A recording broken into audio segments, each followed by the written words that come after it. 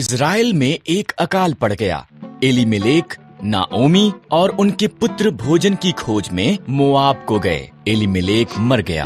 पुत्रों ने मोआबी स्त्रियों ओरपा और रूत से विवाह कर लिया। तब पुत्र भी मर गए।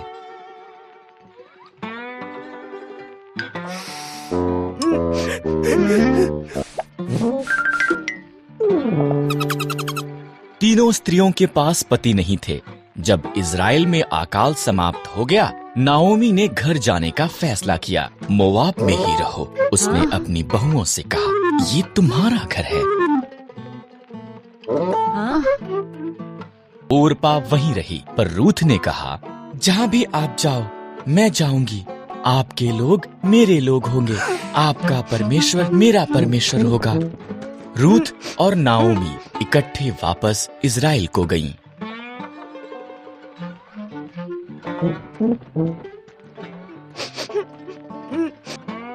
ये इज़राइल में फसल के कटने का समय था।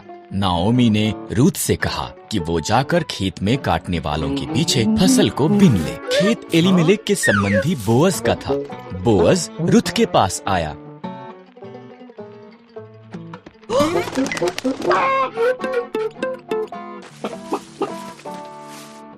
तुम नाओमी के साथ बहुत अच्छी रही हो, बोअज ने कहा। घर छोड़ना मुश्किल रहा होगा, परमेश्वर तुम्हें आशीष दे।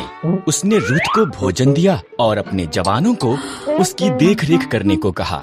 रूथ ने नाओमी को बताया कि क्या हुआ था। नाओमी मुस्कुराई। जब कोई मरता है, उसका निकट संबंधी उसके परिवार की देखभाल करता है। वो व्यक्ति उनका निकटतम छुटकारा देने वाला संबंधी है। बोअज हमारा निकटतम संबंधी है, उसके निकट ही रहना। इसलिए रूथ बोअज के निकट रही। वो हर दिन उसे और ज्यादा पसंद करने लगा। बोअज ने एलीमेलेक की जमीन खरीदी और नाओमी और रूथ की देखभाल की। तब उसने रूथ को उसके साथ विवाह करने के लिए कहा। रूथ से एक पुत्र ओबेद पैदा हुआ। ओबेद का पुत्र यिशै था। यिशै का पुत्र दाऊद था और दाऊद इज़राइल का महान राजा बन गया। इसलिए परमेश्वर ने रूथ को आशीष दी, ठीक जैसा कि बोअज ने प्रार्थना की थी।